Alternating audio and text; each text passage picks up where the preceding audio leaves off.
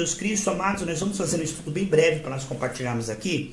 E vou pedir para o missionário editor ler para nós o Guerreiro Invencível. Salmo 119, versículo 32, por gentileza. Corro pelo caminho que os teus mandamentos apontam, pois me deste maior entendimento. Inclina o meu coração para os teus estatutos. E não para a ganância, né? Então viu o que ele leu ali? Eu vou andar nos seus caminhos, Senhor, quando o Senhor mudar o meu entendimento, meu coração. Portanto, um processo interior da graça vai nos destravando para um desempenho exterior. Conforme o Espírito Santo vai operando em nós, estamos sendo libertados e a gente consegue no desempenho fazer aquilo que nós sabemos que é certo. Aí eu quero perdoar.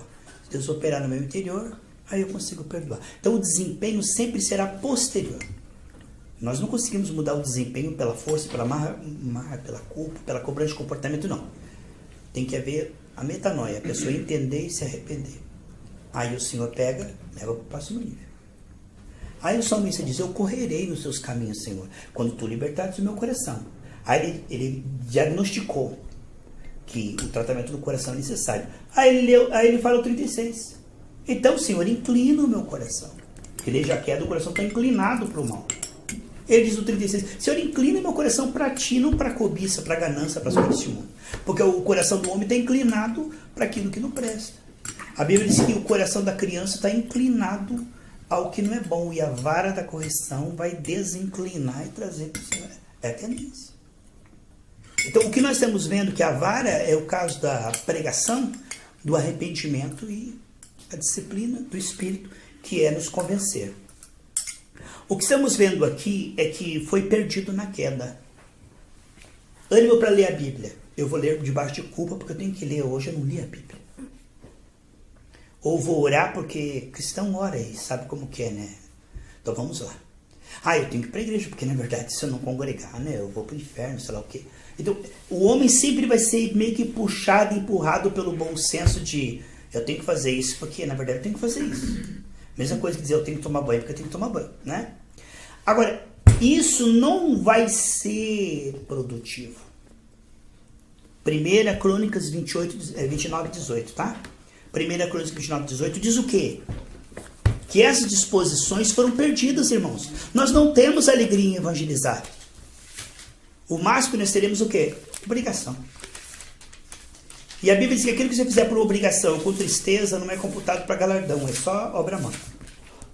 Se eu ler a Bíblia porque eu tenho que ler, se eu orar porque eu tenho que orar, se eu ir na igreja porque eu tenho que pregar, tudo isso é obra morta, é perda. No reino espiritual é obra de palha, passa o fogo, queima. Portanto, nós sabemos que Deus muda o querer e depois efetuar. Não adianta, irmãos, eu avançar muito rápido no desempenho. Isso vai me enganar. Isso é pular fase. Cheguei aqui fumando e 3 dias parei de fumar, viu? Parei de fumar porque você não para de fumar. Aí começa a ser um cobrador, porque ele conseguiu. Então, toda a área que eu buscar um atalho, eu vou cobrar dos outros, porque eu consegui, você tem que conseguir. Mas na área que a graça operar, eu vou ter misericórdia do outro, porque eu sei como foi difícil, porque foi Deus que me operou, não fui eu. Não foi um ato meu, foi do Espírito. Então, tudo que a graça opera, se o filho, verdadeiramente. Então, o manufaturado o pastor cobra, o membro se esforça e se controla e para com aquilo, porque, na verdade, o pastor falou, eu tenho que me controlar. Na verdade, eu nem sei, é o certo, ele está sabendo o que está falando, ele é pastor. Então, o homem, ele vai, no máximo, melhorar o seu desempenho. Isso é farisaísmo. Jesus disse, vocês fariseus, vocês têm um bom desempenho. Por fora, bela viola, mas por dentro, pão bolorento. Deus não quer mudar o nosso desempenho primeiramente. Ele quer mudar primeiro as nossas intenções, purificar nossas intenções, para que nós façamos com alegria, com humildade, por amor, para a glória de Deus. Isso aí para ele é mais importante. Às vezes a pessoa vai para a igreja, ela não está mudando muito, sabe? Mas ela está mudando mais do que o outro que já mudou bastante. Hoje já está lendo mais a Bíblia, ela está orando mais, ela está evangelizando. Mas é tudo manufaturado, tudo não foi gerado pela graça. O gerado pela graça, ele demora mais tempo. Mas sabe aquela fruta que demora mais tempo? Ela é mais doce, ela é mais saudável, ela é mais gostosa. Aquele que é madurado na marra, com um álcool ali, depois fica meio, sabe? Não fica legal, não fica natural. Então as coisas de Deus, irmãos, tem que ser no passo do Espírito. Não preguiçoso, não apressado. Não querer virar anjo de hoje para amanhã, com auréola e flutuar. E por outro lado, não se acomodar com os pecados. Esse Deus me ama, Ele que me mude, porque eu vou continuar aqui na internet 24 horas, não vou ler a Bíblia. Quer dizer, nós temos que ter a moderação. A moderação. Dentro daquilo que você já consegue. Filipenses 3,16. Se você consegue ler 5 minutos de Bíblia, 6 minutos vai ser enfado. Porque Deus produziu 5. E é daqueles 5 que Ele vai te levar para os 6. Com alegria. Se você tem alegria para orar 1 minuto, se você orar 2, já é religião. Mas se você orar 1 de verdade, daqui a pouco Deus te joga para 2. Aí o outro irmão fala assim, eu oro 45. Você fala, então eu nem sei orar, então eu estou orando 1, não vou mais nem orar. Não, você não se compare com ninguém e com Deus não está te chamando você para ser o outro. É você e Deus. Então cada um está no seu passo, na sua idade, na sua maturidade. Isso aí Deus não vai cobrar de você o desempenho do outro. Cada um tem a sua vida com Deus. Né? E como eu falei para o Marcelo, criança é como abacate, né? Não amadurece tudo no mesmo dia. Cada um tem o seu período de maturação. Então, 1 Crônicas 29, 18, missionário Humberto, lê para nós, por favor. Ó Senhor Deus, dos nossos antepassados, Abraão, Isaque e Jacó, conserva para sempre no coração do teu povo essa disposição e este pensamento e guarda-o fiel a ti. Então, o que ele está orando ali? Senhor, Deus de Abraão, Isaque e Israel, conserva no nosso coração essas disposições. Ele não tenta produzir. Sabe a culpa, Ellen, de você um dia estar meio desanimada para orar? Não está meio assim de evangelizar? E hoje eu não estou com vontade de ir para a igreja? Essas coisas não podem ser modificadas pela culpa. Carlos, cala a boca. Você sabe o que você tem. É mesmo. Não é isso. Tudo aquilo que falta deve ser compreendido. A única fonte é Deus. Salmo 87:7. O que ele está dizendo? O que faltar em você, não se culpe, não se esforça. Peça para mim de novo e de novo. Você não está tendo alegria em ler a Bíblia? Não force ler a Bíblia na marca. Não tente dizer para você mesmo, Carlos, você ama a Bíblia, né? Ai, como é legal ler a Bíblia. Eu vou ler a Bíblia. Pare de ser hipócrita. Ele está dizendo aqui, Senhor, conserva essas disposições, inclina o meu coração para ti. Então o homem não tem prazer na lei do Senhor, isso foi perdido na queda. Isso é resgatado, vez após vez, diante do Senhor, como a respiração. Nosso pulmão nunca produz o oxigênio, por 100 anos recebendo oxigênio e produzindo gás carbônico para fora. Se não vem oxigênio de novo, não vem oxigênio de novo. Assim, o Senhor para nós, o nome dele esse Yahweh é realmente isto. Você precisa de mim mais do que você imagina, mais que a batida do teu coração e a tua respiração. Aí quando nós compreendermos que toda variação da alma para pior, vai ter esse pêndulo. Eu tenho que me culpar. Puxa, eu estou lendo a Bíblia, eu não estou entendendo nada, mas eu vou ler porque eu tenho que ler. Esse eu tenho que já está debaixo da lei. Já é obra morta. Tudo que você faz com tristeza, por necessidade, com obrigação, sabe que não é com alegria, não é o Espírito que está no comando daquilo, é você, na sua condição humana, se cobrando. Vamos ver aqui então, queridos, você que puder. Só acompanhe que eu vou ler, tá bom? Lucas 2:8, tá? Abra a tua Bíblia que eu vou ler. Havia naquela mesma região, Lucas 2:8, tá? Que bom esse chá de erva doce. Chá verde. Encontraram aqueles Lucas 2:8, né? Beleza? Havia naquela mesma região pastores que viviam nos campos. Guardavam seu rebanho durante as vigílias da noite. E o anjo do Senhor desceu aonde eles estavam. E a glória do Senhor brilhou ao redor deles. E ficaram tomados de grande temor. O anjo, porém, lhes disse, não temas, eis aqui vos trago boa nova de grande alegria, que será para todo o povo. É que hoje vos nasceu na cidade de Davi o Salvador, que é Cristo, o Senhor. Isso vos servirá de sinal, encontrareis uma criança, envolta em faixas e deitada em uma manjedoura. E subitamente apareceu como um anjo uma multidão da milícia celestial, louvando a Deus e dizendo, glória a Deus, nas maiores alturas, e paz na terra entre os homens, a quem ele quer bem. E ausentando-se deles os anjos para o céu, diziam os pastores uns aos outros, vamos até Belém. Não foi Jesus que saiu da manjedoura e foi até eles. Foram eles que foram até Jesus.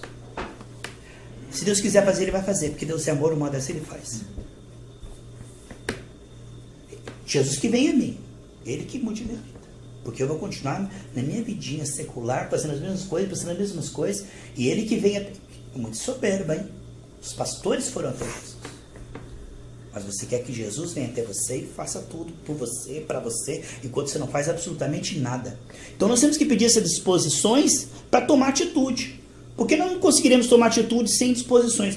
A intenção vai levar à atitude. A atitude sem intenção não vai adiantar, mas agora a intenção vai levar à atitude. Aqui, ó, os pastores foram até Jesus. A Bíblia não vai pular da prateleira e dizer, me leia, não vai. Nunca você vai ver um anjo aparecer no quarto, olha Deus, ou eu te mato com a espadada. Não, você vai fazer isso espontaneamente. Se você não fizer, você vai começar a morrer, murchar. É que nem uma plantinha que não vai recebendo água, vai murchando, o café vai murchando, aí começa a vir preocupação, você está em angústia. Aí as coisas ruins vão, aí vai aparecendo, tudo não presta. Paga caro não se consagrar. Os piores pensamentos, os piores sentimentos vão começar a brotar. Onde não tem consagração, tem sofrimento. Mas onde tem consagração, tem paz, tem amor, tem alegria, cada vez mais. Então vemos aqui que eles tomaram uma atitude. Eles foram até Jesus. E hoje nós temos que tomar uma atitude. Jesus diz, chegai-vos a Deus, Ele chegará a vocês. Isso é uma coisa que temos que fazer. Agora, como é que nós vamos fazer? Senhor, me ajude, porque eu não estou animado para isso hoje. Senhor, me ajude a orar, porque eu não estou nem tendo fé, nem argumento e nem vontade. Peça, coloque em mim essa disposição. Ele vai colocar. Amém? Amém. Vamos ler aqui, queridos. Mateus capítulo 2, versículo 1.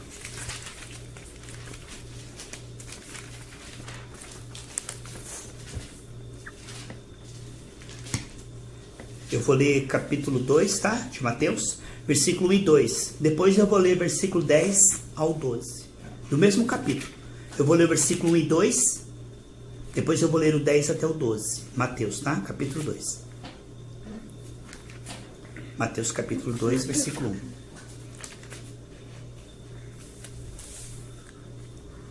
Tendo Jesus nascido em Belém da Judéia, em dias do rei Herodes, eis que vieram os magos do Oriente a Jerusalém e perguntaram, onde está o recém-nascido rei dos judeus? Porque vimos a sua estrela do Oriente e viemos para adorar. Eles vieram de longe. Mas o rei Herodes nem levantou da cadeira. O rei Herodes perguntou para os sacerdotes onde que deve nascer o menino. Eles abriram a escritura e disseram, olha, de acordo com as escrituras, o Messias virá em Belém. Eles esperaram 400 anos, estudavam para isso, eram pagos para isso, de manhã, de tarde e de noite esperando o Messias. Quando o Messias aparece, eles são capazes de apontar onde Jesus está, mas eles não levantam da cadeira e não vão até lá. Olha o que a religião faz com as pessoas, se conformam com informações. Jesus está lá, eu não vou. O que adiantou a religião desses homens? Não tem relacionamento com Deus. E vendo a estrela, alegraram-se com um grande e intenso júbilo. Entrando-se na casa, viram o menino com Maria, sua mãe. Prostrando, o adoraram e, abrindo seus tesouros, entregaram suas ofertas: ouro, incenso e mirra. Ouro, para o rei, incenso porque ele é Deus, e mirra porque ele era homem, para enfaixá-lo no seu corpo, para a purificação. Sendo por divina advertência prevenidos em sonho para não voltares à presença de Herodes, regressaram por outro caminho à sua terra. Então, queridos, pense nisso que você ouviu aqui. Nós vamos compartilhar. Coisa séria, hein? Muito séria. Nós podemos ver que na Bíblia as pessoas não tiveram mudança de vida até começar a buscar a Deus. E Deus recompensa essa busca uma hora ele se revela. Você começa a buscar o Senhor, sua vida começa a mudar. Então tudo está travado ali, ó. Não ore. Porque se você orar, Deus vai se revelar a você. E se Deus se revelar a você, você vai ter fé. Então aqui, vamos cortar. Você quer vencer uma guerra, Silvano? Cerca a cidade, corte as fontes de água. Cair, o povo tem que sair das fortalezas e morre. Então corte o suprimento. Esse é o primeiro ponto para você vencer uma guerra. Corte o suprimento. Onde é que está o suprimento? Leitura bíblica, oração e estar no meio de pessoas cheias do Espírito Santo. Corte isso aqui que você mata a fé da pessoa. Sem a fé, Deus não vai ouvi-la e ela não vai ser salva. Então corte suprimento. Ali na tampa, ali onde ele vai receber a força. Então coloque desânimo para ele orar. Aí ele vai se culpar e vai tentar orar na carne, que não vai resolver coisa nenhuma. Vai orar preocupado, ansioso, porque o melhor da carne é o quê? É orar preocupado, ansioso, nervoso, magoado, empurrado. Sim. Fogo de palha. Mas aquele fogo que ardia na sarça e não se consumia. Quem é que consegue orar 1, 2, 3, 4 horas por dia se não for pelo Espírito Santo? Não tem como. O argumento acaba em 3 minutos, você já orou até repetir a oração. 1 Samuel, capítulo 1, versículos 6 e 7, tá, Marcelo? 1 Samuel, capítulo 1.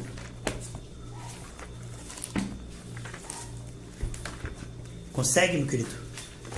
1 Samuel, capítulo 1, tá? Aí o versículo é o 6 e o 7, o versículo.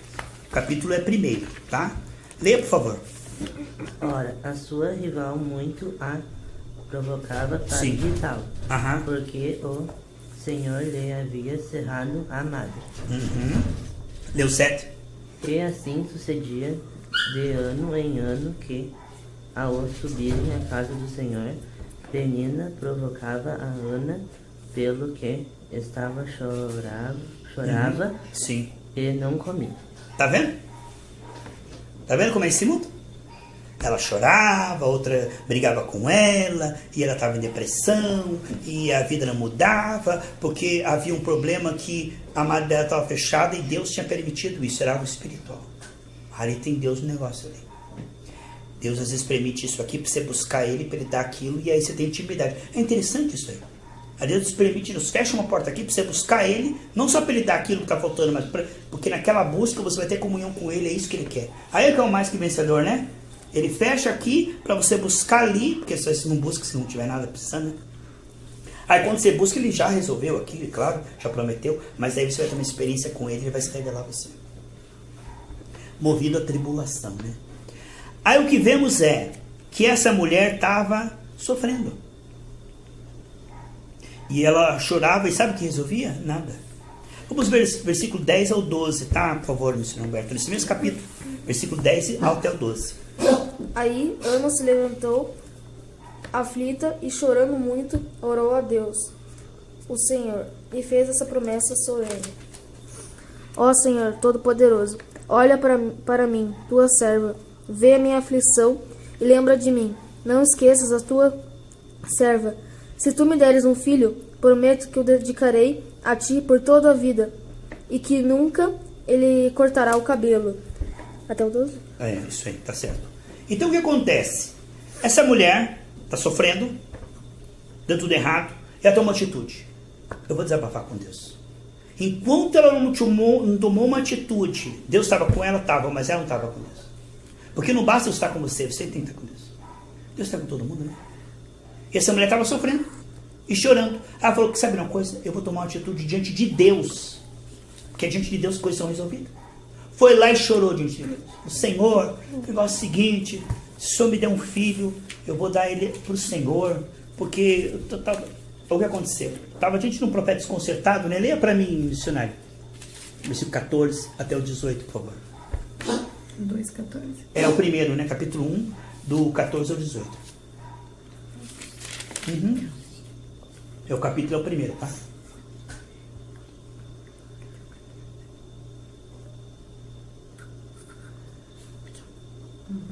Letícia.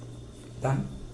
Ele disse: até quando você continuará embriagada, abandone o filho.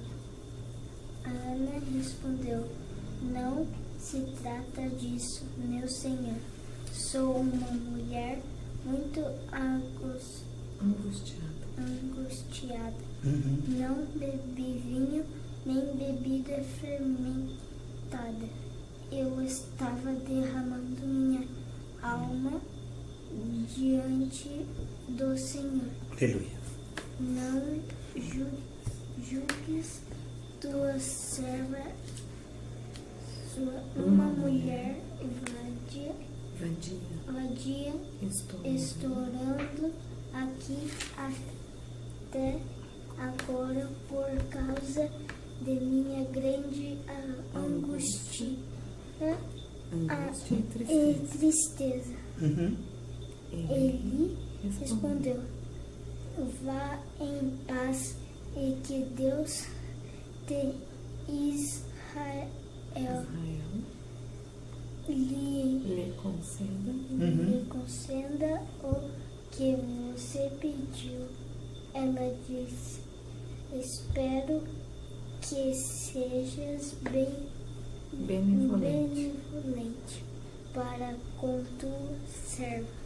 Então ela seguiu seu caminho, comeu e seu rosto já não estava mais abatido. E agora, gente? Ela vai para a igreja, se humilha diante do Senhor e diz: você está bêbada, hein, mulher? Não tem vergonha na cara, não? Isso aqui não quero beber, não. Onde se viu? Levanta aí. Eu falei: não estou bêbada, não. Estou chorando diante do Senhor. Estou me humilhando diante de Deus. Aí ele: ah, é? Olha que falta de discernimento seco. Você vai na igreja, se humilha e ainda é ofendido por um pastor carnal, desconcertado, e mesmo assim você sai com a bênção. Você viu que não impediu. Não impediu a bênção. Ali, ela foi abençoada, porque o coração dela era sincero. Ainda foi mal interpretada. Aí, sua bêbada, o que você está fazendo aí? Chorando aí? Não estou chorando de bêbada, não. Eu estou buscando a Deus todo o coração. Tá, então o que Deus te deu, o que você está pedindo? Ah, é? Já que você é o sumo sacerdote, está desconcertado, mas Deus até faz o jumento falar. Tá, que receba. Aí ela ficou feliz e recebeu. Enquanto ela tomou uma atitude, não buscou a Deus, o Humberto chega para a pessoa e fala assim: você está sofrendo, Tô? Você quer que tua vida mude? Quero. Então, eu vou passar aqui de carro, eu vou te levar quarta-feira no culto. Não dá, rapaz. Quarta-feira eu tenho que pintar minha parede. Eu quero que as coisas mudem, mas eu não quero tomar uma atitude em relação a Deus. Eu quero que a minha vida mude sem eu ler a Bíblia, sem eu orar, sem eu congregar, sem eu me arrepender dos meus pecados. Eu não quero pagar esse preço, não. Enquanto a Ana não tomou uma atitude, a vida dela mudou. Está orando, não está resolvendo, o Senhor me ajuda a orar mais, me dá mais ânimo para me orar mais. Me ajuda a eu jejuar. Não está lendo a Bíblia, não está sendo satisfatório, o Senhor me dá mais ânimo para mim fazer Bíblia de estudo, para mim ouvir. Senhor eu preciso. Eu acho que a minha vitamina está menos do que eu estou precisando. Eu estou meio aqui com anemia espiritual. Eu estou com uma batalha tão grande e minha consagração está boa, mas não está alcançando. Estou meio atribulado ainda. Então o que acontece é hora de avançar. E a Ana tomou uma atitude. Quando ela tomou uma atitude, o Senhor que estava esperando essa atitude correspondeu. Mesmo diante de um profeta desconcertado. O conselho de Davi para Salomão é: e tu, meu filho Salomão, conhece o Deus de teu pai e serve-te com um coração perfeito, com uma alma voluntária, porque esquadrinha o Senhor os corações, entende todas as imaginações do pensamento. Se você o buscar, ele será achado de ti, porém se você o deixar, ele te rejeitará para sempre. 1 Crônicas 28:9. Deus respeita desde o jardim do Éden. Busca Deus, ele vai se revelar a você. Despreze ele vai deixar você ficar tribulado, angustiado, até que você decida buscá-lo. Aí está. Agora, precisamos buscá-lo? Precisamos, mas precisamos deste operação da graça para que tenhamos esse ânimo. Porque tem dia que parece que não está muito animado para isso, entendeu? Eu li 1 Crônicas 28:9. 2 Crônicas 15:2 diz assim: o Senhor é contigo enquanto você está com ele. Se você buscar, ele deixará você achar ele. Se você virar as costas para ele, ele virará as costas para você. Então, está aqui, 2 Crônicas 15:2, Deus não vai forçar. Você avacalha na tua vida espiritual, você começa a ficar angustiado, aflito, aí você começa a dizer: Eli, Deus não me ouve. Você não está ouvindo a Deus. Eli, tudo está dando errado. Mas escuta, quem busca Deus, acha Deus. E aí querem fazer a gente de guru ou de Deus. Querem que a gente faça o que eles deviam estar falando com Deus, falar com a gente. Sempre o irmão deve ser o segundo a saber o seu problema. Quando você chegar para o irmão e dizer: irmão, olha para mim, você já perguntou isso para Deus? Já falou isso com Deus? Porque parece que tem pessoas que parece que pulam essa parte, Humberto. Chegam para mim e começam a contar a história de Pepitá. Já contou. Agora quem tem que saber a tua história. Porque até acham assim que eu sou um pouco ruim nessa área, mas é que Deus me deu uma diretriz assim: Silvana, quem tem que saber o seu problema é Deus, não sou eu. Com raríssimas exceções.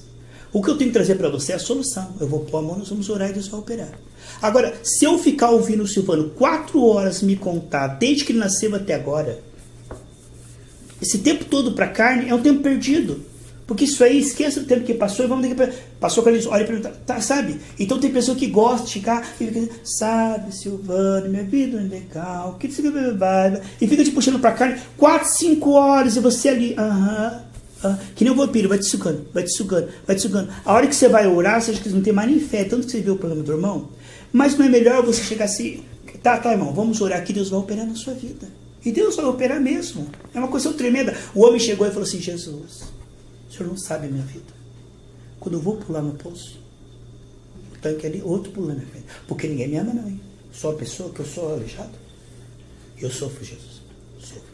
Porque é assim, ó. Toda vez que eu quero ser feliz, vai um e pula na minha frente. Porque não é fácil a minha vida, Jesus. Isso é... Levante, André. Nós estamos aqui com a solução, com Jesus. Se por um lado precisamos ouvir uns aos outros, há situações que não. Tem irmãos que eles ficam falando o seu problema e querem que você fique pensando no problema dele, quando na verdade ele não devia estar pensando no problema, ele devia estar com a fé que você está. Eu chego com o Silvano está no óleo, está na fé. Em vez de eu ir para a fé do Silvano, eu quero trazer o Silvano para saber dos meus problemas, trazer ele para a área da minha preocupação, para que ele tenha dó de mim. Pelo amor de Deus. Não é assim que funciona o aconselhamento. O aconselhamento, você que está na carne deve falar menos do que aquele que está no espírito, e você que está na carne deve ir para a dimensão do espírito do irmão. Não querer que o irmão venha para a dimensão da carne, tenha dó de você e fique chorando com você, porque isso não vai resolver o teu problema. Isso aí é carne, gente. Sabe? Não funciona dessa maneira. Deus diz em Tiago 4,8: chegue-se a Deus, ele chegará a você. Porque Deus já enviou Jesus. Jesus está perto. Deus está perto de nós. Né? Tão perto como a nossa respiração e a nossa batida do coração. Agora, nós precisamos nos chegar a Deus. Porque a nossa alma muitas vezes se distrai de Deus, pensa em outras coisas, quer outras coisas. Não é, irmãos? Então é uma decisão a chegar-se a Deus. E nunca nós vamos chegar a Deus tão perto como nós precisamos. Por mais que a gente se chegue a Deus, dá para se chegar mais. Dá para chegar mais. É um processo, entende? Não com fanatismo. Deus ama o mundo todo de tal maneira que deu o seu Filho unigênito para que todo aquele que nele crê não pereça, mas tenha vida eterna. Você crê nisso? Amém. Então eu quero que você guarde essa palavra no seu coração e diga: Deus, eu preciso te conhecer. Eu preciso te buscar, mas não por necessidade, por obrigação, com tristeza. Eu preciso, Senhor, que o Senhor coloque prazer na minha leitura bíblica, na minha oração, no meu congregar. Alegrei-me quando me disseram, vamos para a casa do Senhor. Tipo assim, ofendi-me quando o irmão disse, vamos para o culto, né? Nós devemos ter alegria, prazer nas coisas de Deus. Agora, isso foi perdido na queda. O máximo que a gente pode fazer é disfarçar diante de Deus.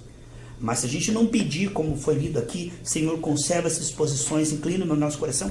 Porque o grande problema é que a gente já tem, como a gente tivesse pronto. Uma vez eu fui no seminário de adoração de uma igreja, cheguei lá, irmãos e irmãs começaram a cantar, a adorar. Senhor, nós te adoramos, nos vamos sentir e tal. Falei, irmãos, eu não sei o que eu vim fazer aqui. Eu ia dar um estudo aqui, mas se vocês já estão adorando Deus dessa maneira, o que eu vou ensinar vocês?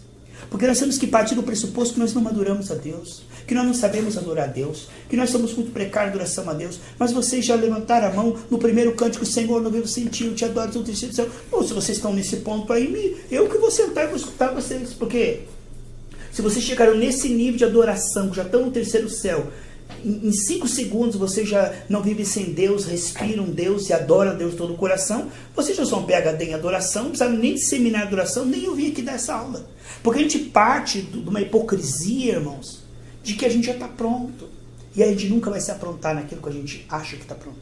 Se eu achar que eu já sou um adorador, PhD em adoração, e não disser aquilo que o Humberto leu aqui, Senhor, conserva essas disposições, inclina o meu coração para Ti. Se nós não nos vermos precários na adoração, se nós não nos vermos precários na oração, na leitura bíblica, não, porque eu leio a Bíblia mais que todo mundo na minha igreja, você não vai avançar. Tudo que você se conforma, você para. Você só é transformado quando você não se conforma.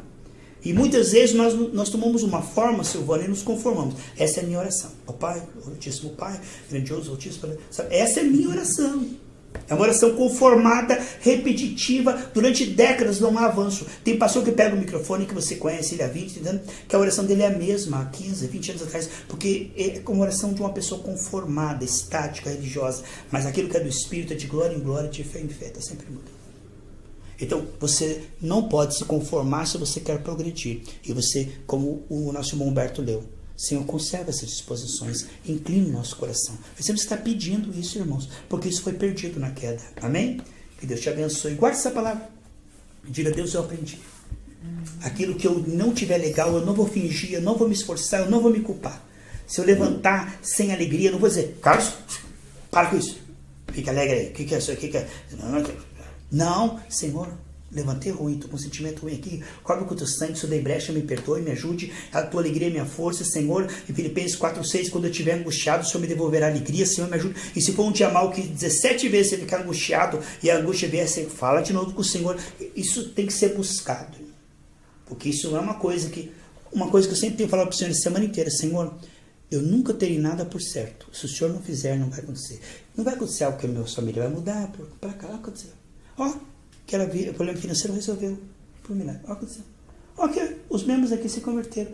Não terei nada por certo. Eu buscarei diante de ti, o Senhor fará isso. Porque se o Senhor não fizer isso, ninguém fará. Eu não tenho nada por certo. Sabe o que é ter por certo? Não, as coisas não vão melhorar, Alberto. Sabe? A vida vai melhorar, Deus vai fazer. Se aparecer uma enfermidade, ela vai sumir. Ela vai sumir porque Deus é bom, uma dessa alguém revela e cura. Não. Se algo está te atacando e de forma específica, isso não vai acontecer por acaso. Isso vai acontecer numa intervenção de Deus através da sua fé, da sua oração, da sua busca. Então nós precisamos ser assim, tomar essa atitude de Deus. Senhor, o Marcelo não vai melhorar cada dia mais, sim, por osmose. Tipo, Marcelo vai... Não, eu não tenho por certo nada. Eu não tenho por automático nada. Qualquer mudança na vida do Marcelo só vai acontecer pela intervenção do Senhor em cima de uma oração racional minha, disciplinada minha, jejum disciplinado meu, uma busca continuada minha. Não vai acontecer que o Humberto de repente, ele vai mudando, ele muda porque Deus muda as pessoas. Não, ele vai mudar dentro de uma atuação específica do Senhor. Se o Senhor não fizer, ninguém fará. Nada mudará para melhor, jamais mudará para melhor, sem intervenção direta do Senhor, e eu tomo responsabilidade diante de ti. De buscar o Senhor para que isso aconteça, porque isso não vai acontecer se eu não te buscar, isso não vai acontecer sem a tua intervenção direta. Porque a gente às vezes um familiar, um exemplo, um familiar que tem problema, uma hora desse Deus muda ele, uma hora desse ele cai em si. Não vai mudar, pai, nada vai mudar, só vai piorar. Nada vai acontecer automaticamente. Eu vou tomar responsabilidade diante de ti, pai, eu vou ser disciplinado nessa área, porque nada acontece por acaso, só o Senhor fará, e o Senhor fará de acordo com a minha entrega específica. Forte isso, né? Amém. Missionário Humberto, por gentileza, coopera conosco. Lá vem. Jesus cobre com o teu sangue. Deus perdoa qualquer tipo de pecado todo? 1 João, abre a tua Bíblia, capítulo 1, versículo 9.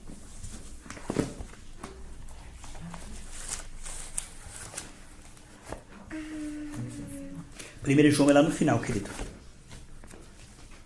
1 João é antes de Apocalipse lá.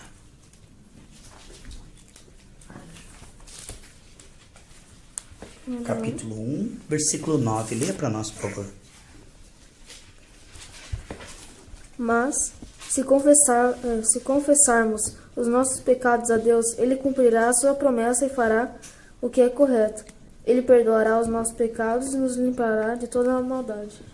Então, se eu confessar, diz Provérbios 28:13, com a intenção de abandonar, porque não adianta eu ser religioso, me perdoa, Jesus, e faço de novo e fico disfarçando. Deus não perdoa. Tem gente que fala assim, Humberto, misericórdia, mas eu odeio aquela irmã. Peraí, com misericórdia? Ele não vai ter misericórdia enquanto eu não chamasse ódio de pecado. Como é?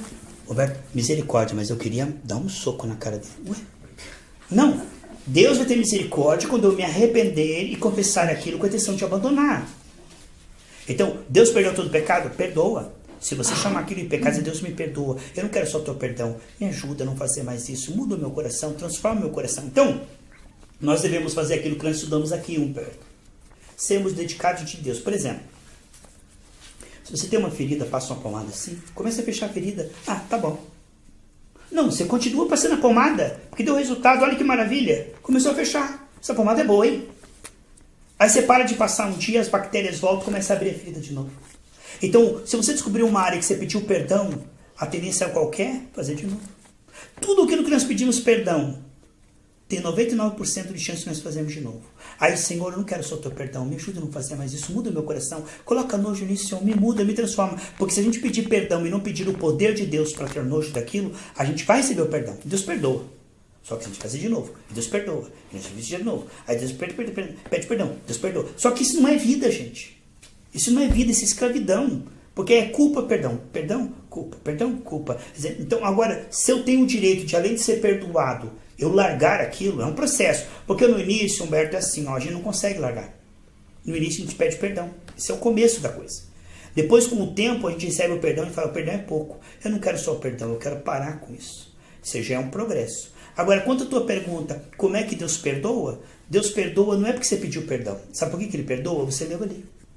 Leia de novo o versículo para mim, por favor. Mas, se confessarmos os nossos pecados a Deus, Ele cumprirá a sua promessa e fará o que é correto. Ele perdoará os nossos pecados e nos limpará de toda maldade. Sabe por que Ele fará o que é correto? Sabe por que Ele vai perdoar? Ali não diz que Deus será misericordioso, é isso você lê no versículo. Diz que Deus é fiel e justo. Como? Ele tem que ser justo. Ele tem que te perdoar.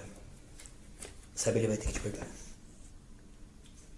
Não é porque Ele é misericordioso. Ele foi misericordioso quando enviou Jesus para morrer na cruz.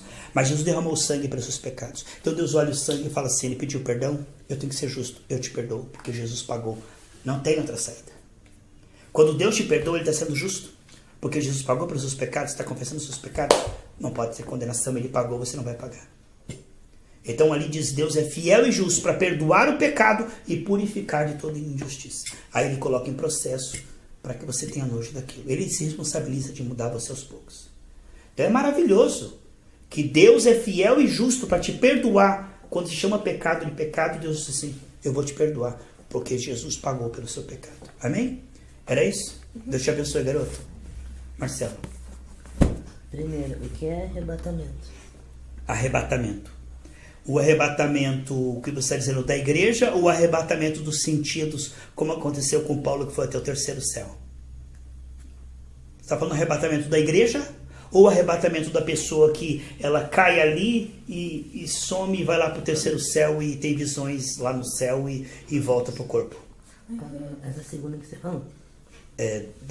Da pessoa, né? Porque tem o arrebatamento da igreja, que em breve vai acontecer, que nós vamos, um corpo e tudo, nós vamos partir para o paraíso. Mas o arrebatamento dos sentidos, que está lá em 2 Coríntios, Paulo ele teve uma visão em que ele saiu do corpo e foi até o paraíso, viu coisas lá e voltou. Então o arrebatamento, ele muitas vezes pode demorar alguns minutos ou horas e tal, onde Deus permite que, como aconteceu com Adão, que ele adormeceu, daí ele tirou uma costela e fez a Eva.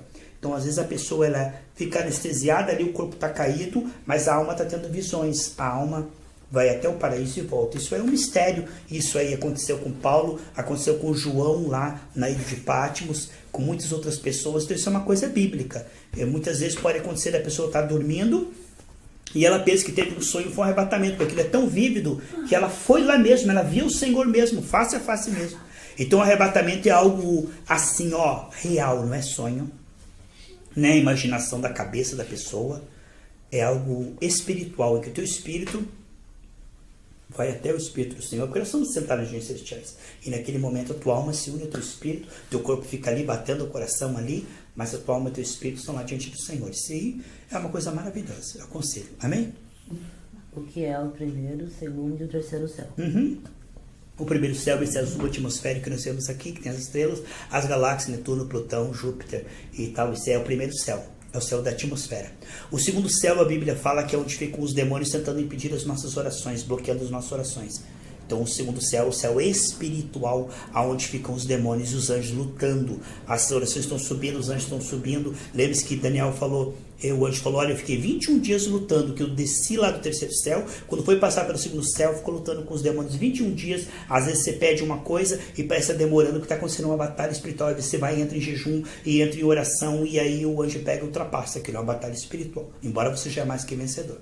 Então, o segundo céu, onde estão os demônios, para tentar impedir as orações, atrapalhar a nossa comunhão com Deus, com tentações, com dardos inflamados, com pensamentos horríveis, que você pensa que é teu, na verdade não é teu, o diabo lá do segundo céu. E o terceiro céu é a morada do Senhor, onde está o trono do Senhor, onde estão os anjos, onde estamos nós. Em Efésios 2,6 nós estamos assentados acima de principados e potestades. Então os principados e potestades estão no segundo céu e acima até o terceiro céu onde nós estamos com o Senhor. Então o terceiro céu onde eu, você e Jesus estamos. O segundo céu onde estão os demônios. E o primeiro céu é esse aqui do planeta que nós estamos. Tá bom, querido? God bless you. Hermano Heitor, La Paz. Concluiu?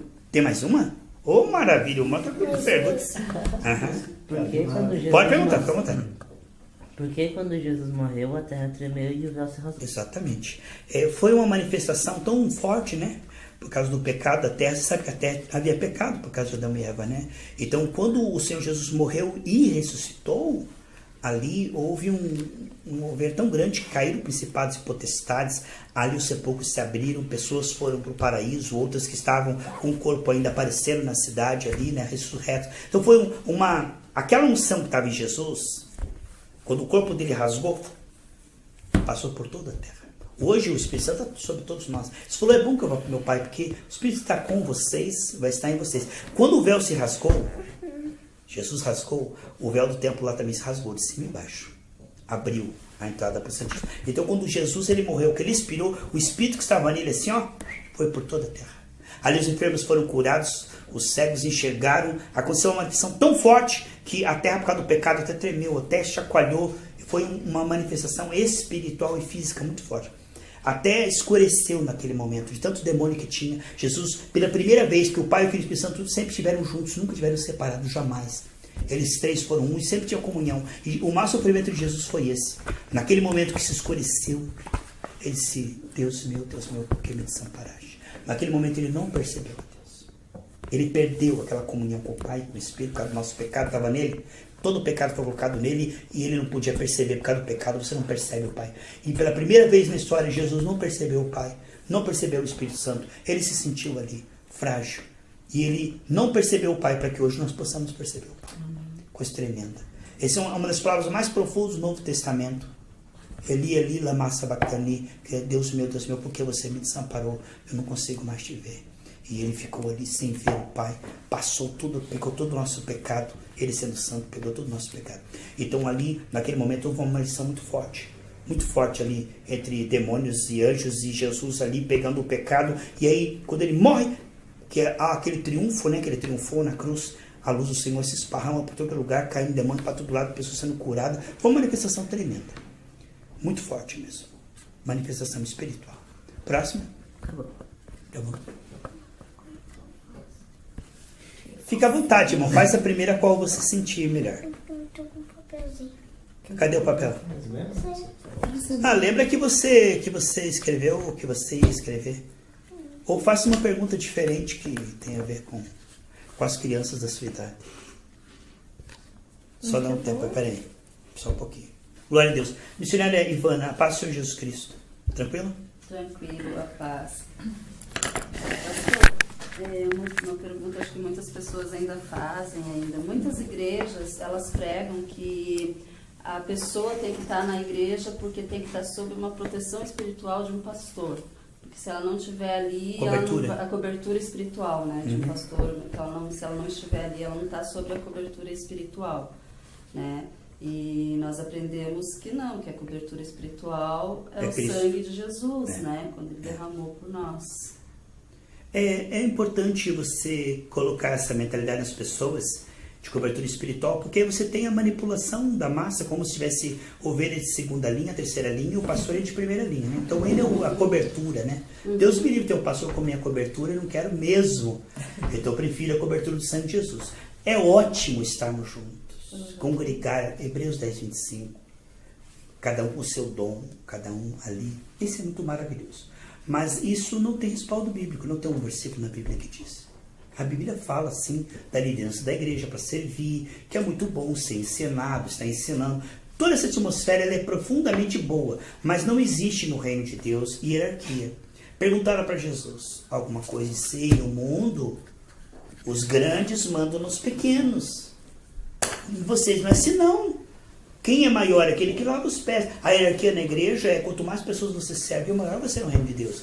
Não é quantas pessoas você tem a teu serviço. Olha lá, pega isso aí, traga o chinelo aqui. Não é assim. No reino de Deus, a grandeza não é quantas pessoas você manda. mas quantas pessoas você serve. E essa ideia de mandar, essa ideia clerical romana, essa ideia do sacerdócio aqui, a plebe aqui, essa ideia não é bíblica, essa ideia ela é mundana.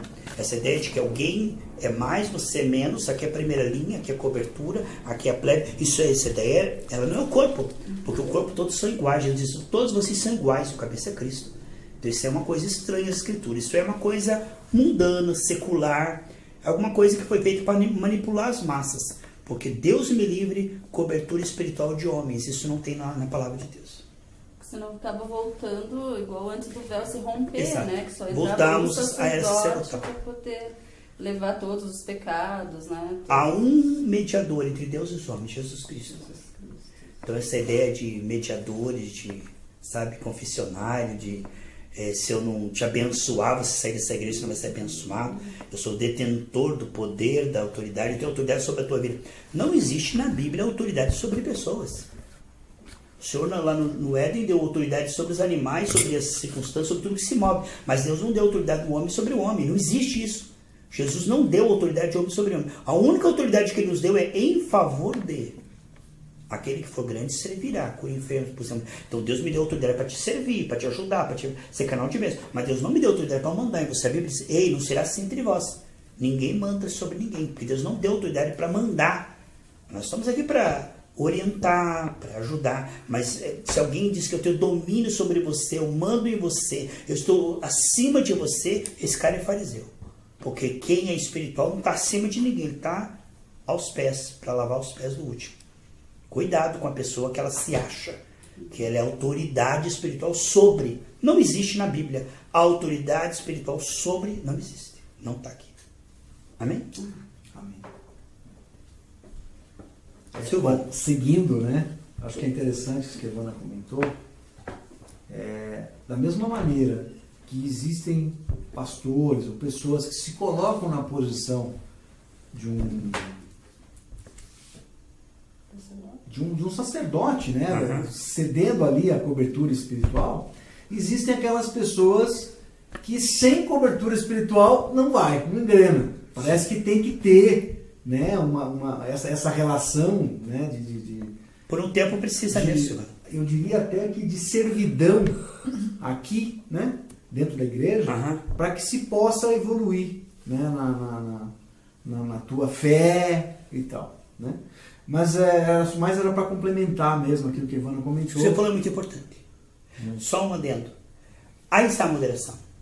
Deus diz lá em Efésios 4, 12, 13, que Deus deu sobre a igreja pastores, mestres, evangelistas. Esse sobre a igreja, não como cobertura espiritual, não como autoridade, mas como pais espirituais, é o seguinte.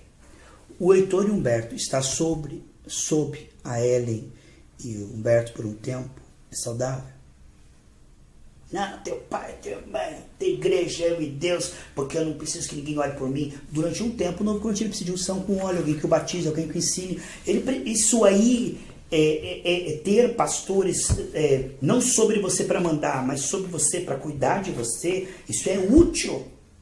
O novo convertido, ele tem que ter essa consciência. Ei, eu não conheço a Bíblia, eu preciso de alguém que me ensine, eu preciso congregar num lugar onde irmãos mais maduros na fé vão orar por mim, vão me aconselhar. Essa humildade, ela é saudável. Agora, tem o extremo radical aqui, eu não vou congregar com ninguém porque eu sou igreja, não vou me submeter a ninguém, não quero saber de pastor. Esse é um extremo. E o outro é aquele eternamente bebê. Você é minha cobertura espiritual. Você é meu guru, você ora por mim. 414 anos de igreja não dá fruto, porque, pastor, o senhor ora por mim, o senhor lembra. Aí está o doentio. Agora, durante algum tempo, você se colocar numa igreja local, debaixo de uma liderança constituída por Deus, para ser alimentado, ser orientado, unção com óleo, imposição de mãos, batismo nas águas, tudo isso é saudável. Não há problema nenhum isso aí. Você ter a humildade de dizer quem é a liderança, quem é o conselho ali, quem é os pastores. Tá, eu estou aqui para me sujeitar voluntariamente por amor, por um tempo. Agora, o que não pode é você ficar eternamente debaixo de um manto sacerdotal e ter ele como seu intermediário entre... Isso é pecado. Chega um tempo que é pecado você estar ali debaixo de homens, mas por um tempo você não receber o benefício do corpo de Cristo, que é a igreja, e achar que não precisa de ninguém, é só você e Cristo, também é imaturidade. Aí está a moderação, Silvano. Perfeito. Nós falávamos aqui no nosso making off algumas questões, né? Bastante importantes e que, diga-se de passagem, tivemos aí algumas situações aí que nos levaram a discutir antes. E eu achei aqui, 1 Timóteo, no capítulo 5, no versículo 22, que diz assim, ó: a ninguém imponhas repentinamente as mãos, nem participes dos pecados alheios. Conserva-te a ti mesmo puro. Né? Dentro daquilo que nós conversamos, eu penso que esse versículo ele se encaixa, e eu gostaria que o pastor discorresse um pouco sobre isso. Sim. Porque eu penso que é bastante importante que nós, como igreja, nós tenhamos maturidade nesse sentido. Muito importante. Né? Porque, por vezes, nós nos colocamos frente a uma situação de perigo espiritual. Sim, por conta de não ter entendimento acerca disso. Maturidade leva tempo, né? Sim, sim. Maturidade é um processo que leva tempo. E maturidade é perfeição. O que vemos, Silvano, que primeiramente, essa carta é uma carta pastoral. Paulo escreveu para Timóteo, que era o líder da igreja. Então, ele está dizendo, escute, não pega o irmão e joga no ministério. Daqui a pouco ele está lá comprando e não pagando, fornicando, e vai dizer, mas aquela igreja lá, e é pastor. Então, eles não impõem no sentido de colocar a mão e dar o ministério, que era a forma de passar para o ministério, eles impunham as mãos, ali estava autorizado. Então, eles não coloquem alguém no ministério rapidamente, porque essa pessoa vai ficar soberba, tão novinha já é pastor, já. Então cuidado, vai testando ela em coisas pequenas, porque se você der ela um título e uma oportunidade, ela ainda não foi santificada, não passou por todo o processo, ela é muito ingênua e de repente ela vai começar a dar escândalo e vai acabar com o teu ministério, porque você vai parecer que você concorda com os pecados dela, já que você disse que ela é pastor, então você está endossando a vida do camarada, porque se a igreja está autorizando ele ser o que eles estão falando aí, ó, então a igreja concorda com os erros dele. E aí o irmão vai dar um monte de escândalo porque é imaturo, porque é novo na fé, porque ele está pronto, e aí vai queimar todo o ministério. Esse é o primeiro ponto. Mas nós podemos estender isso para a membresia toda, o que o Silvano estava falando. Não impõe as mãos precipitadamente, não participe do pecado alheio, significa o temor do Senhor. Você não sabe, ninguém tem na testa escrito lá o que ela é, só o Espírito que vai te revelar. A pessoa chega até você com mimimi, porque eu estou sofrendo, porque eu estou angustiado, porque eu estou pensando em me matar. E 90% dessas pessoas estão em pecado. 90%. Alguns faltam entendimento, alguns estão sendo atacados pelas trevas, mas 90% estão em pecado. Então é muito importante todas as vezes que você for comer o pão, lava a mão. Mas já lavei de manhã, lava de tarde também. Então todas as vezes que for diante de Deus, respeite a santidade de Deus. Moisés chegou e disse assim, cuidado com a sandália do pó do teu pé, que está na presença santa. Então, todas as vezes que você for dirigir-se a Deus por você ou por alguém, é importante que tanto você quanto aquela pessoa esteja debaixo do sangue de Jesus. E o nosso irmão leu ali, o sangue aplicado onde há arrependimento e confissão de pecado. Se houver brecha, se houver pecado, tem legalidade. Porque enquanto a pessoa não confessa e não se arrepende, o diabo tem legalidade e autorização para agir ali. Quando você põe a mão e diz assim, sai, e a pessoa não está arrependida, o diabo que está nela fala assim, escuta, como sai se ele me autoriza, se eu estou aqui por vontade própria, se eu e ele somos um, e eu sabe, agora você me paga. Aí a pessoa começa a passar tribulação. Põe a mão sobre o irmão, o que o irmão está passando, você começa a passar.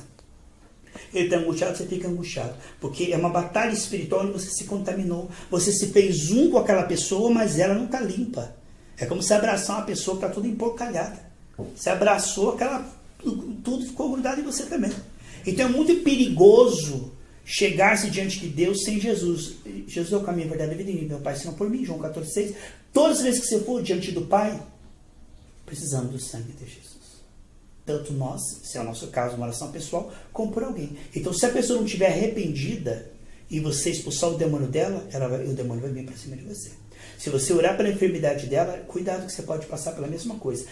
Porque você está passando território, você está invadindo o território, você está mexendo ali no vespeiro onde a pessoa autorizou aquele mal e ela não está arrependida. Então, cuidado quando você for aconselhar ou orar por alguém.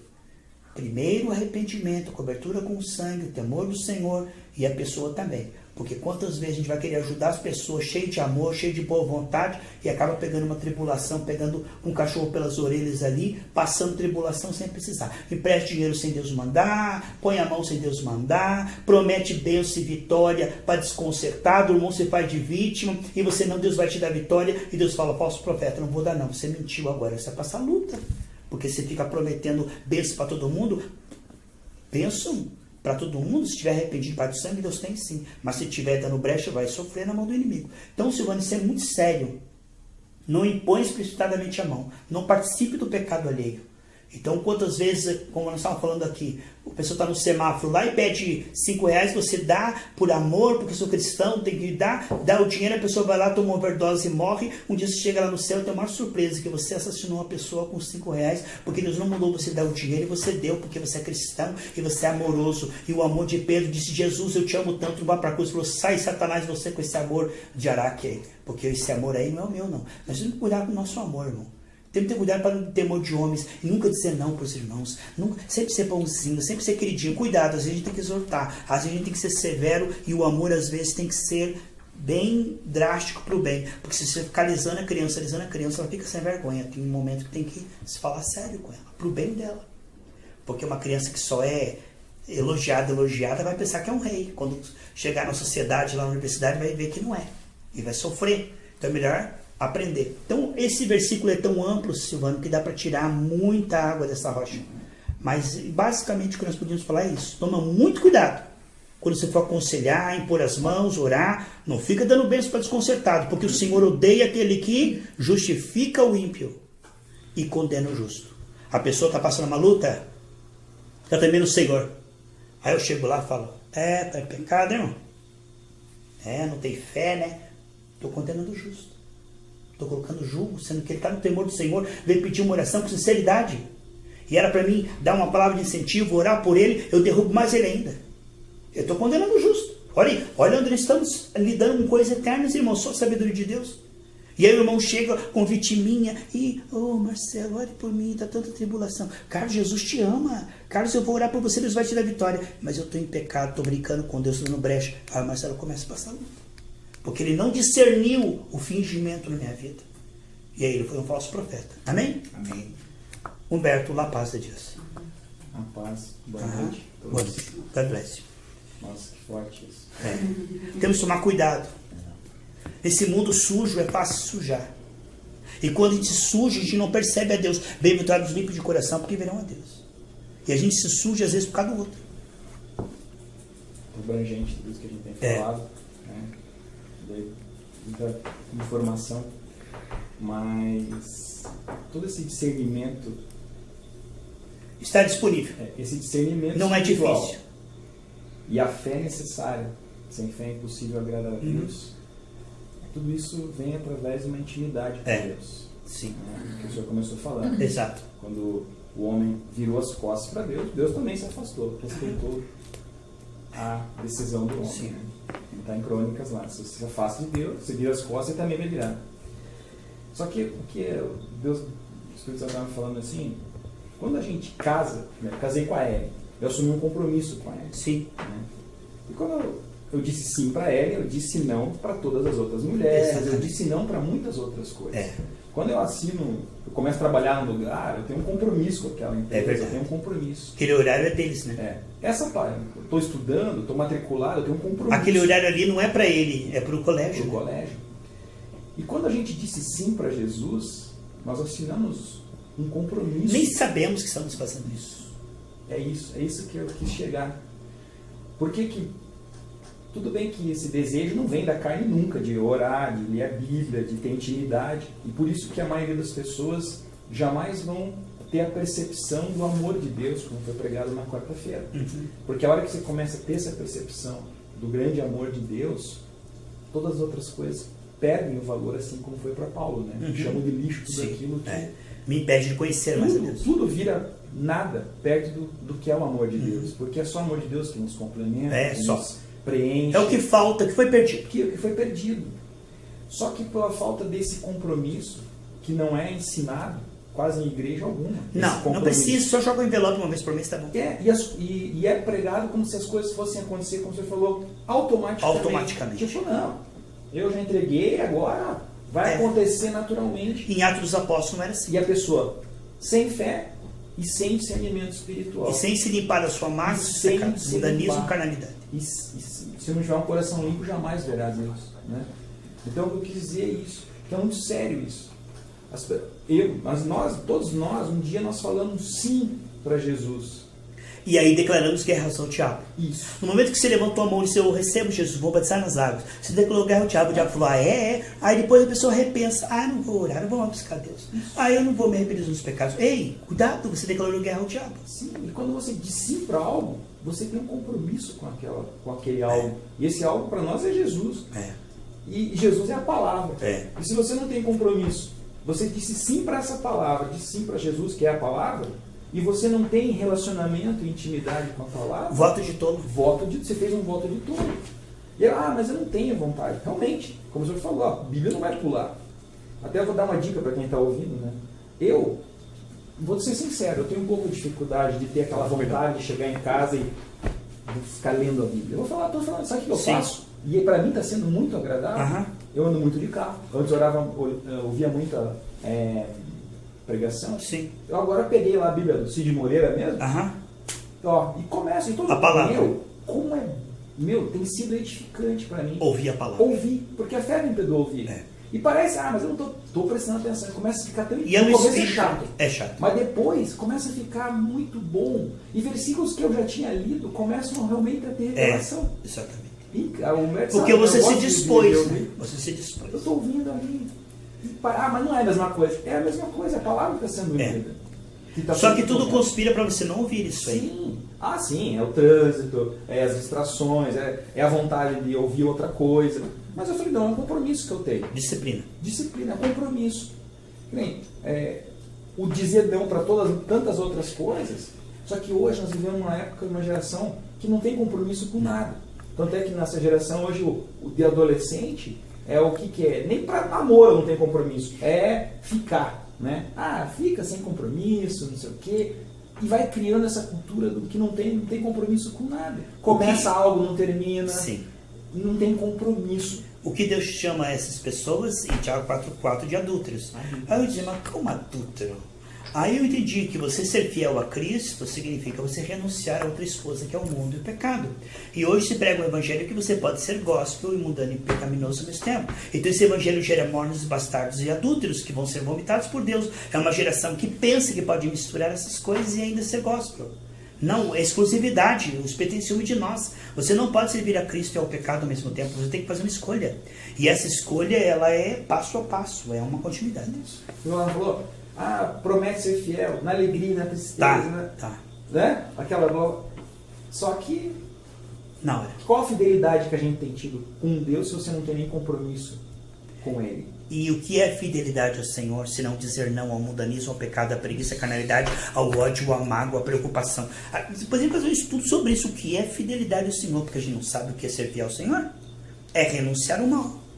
Isso é sofrimento. É sofrimento. Mas tem galardão. E por isso que a maioria padece por falta desse entendimento, por não ter compromisso. O evangelho sem renúncia é um evangelho adulterado. É que veio isso para mim agora por causa exatamente disso que a gente fez o nosso making off, como disse Silvano.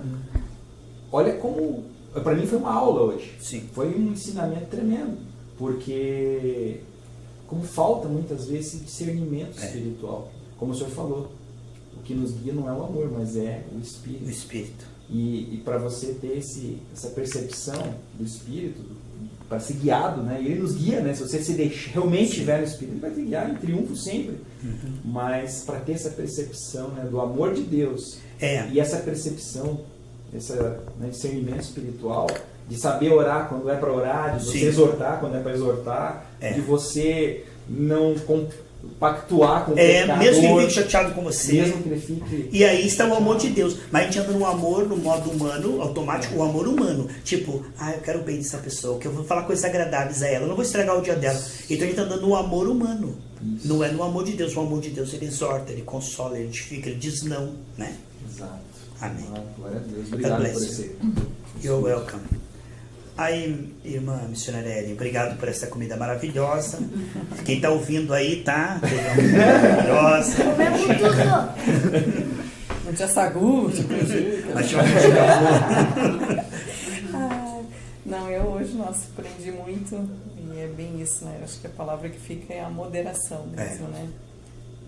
Podemos estar, temos esse discernimento mesmo, né? De estar sensíveis ao Espírito. Ao Espírito, está sempre pronto a falar nele.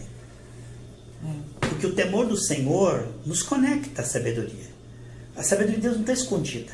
A paz não está escondida. A prosperidade, a saúde não está escondida. O temor é que é aquela tomada que conecta. O temor te liga a sabedoria. Te liga a sabedoria a tudo mais. Então é tão simples, é o temor, pronto. Deus abençoe, viu, irmã? Vamos orar. Let us pray. Chico, tem uma coisa para falar, Chico? Fala, Tudo que tem fôlego louve, né? Amém? Pai, obrigado por essa palavra, complementa o nosso coração. Quando se confessar os nossos pecados, o Senhor é fiel e justo para perdoar e purificar. Nos ajude, Pai, a buscar em Ti como fonte aquilo que nós não temos em nossa condição humana. Porque Paulo dizia em Romanos 7,18, a minha carne não habita bem algum. E quando faltar alegria, não vamos fingir alegria. Quando faltar vontade de ler a Bíblia, não vamos nos esforçar. Quando não tivermos ânimo para orar, não vamos tentar orar. Mas vamos dizer, Senhor, me ajude agora, porque eu não estou conseguindo. Não tenho força, não tenho ânimo, não tenho vontade. Senhor, inclina meu coração, me ajude a querer. Me ajude, Senhor, a Te buscar, porque eu preciso Te buscar, mas eu não estou com vontade. Me ajude.